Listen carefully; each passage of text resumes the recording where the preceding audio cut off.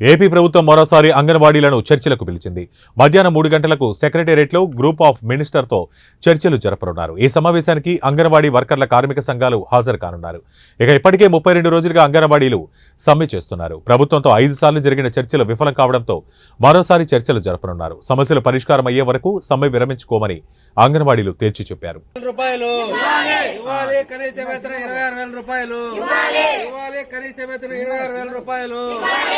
We want justice. We want justice. We want justice. We want justice.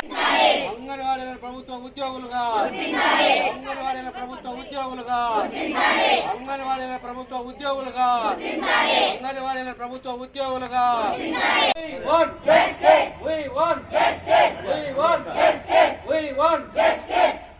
రద్దు చేయాలి జీవన number 2ను అమలు చేయాలి సుప్రీంకోర్టు తీర్పును అమలు చేయాలి సుప్రీంకోర్టు తీర్పును అమలు చేయాలి సుప్రీంకోర్టు తీర్పును అమలు చేయాలి సుప్రీంకోర్టు తీర్పును We want ప్రభుత్వం రాష్ట్ర ప్రభుత్వం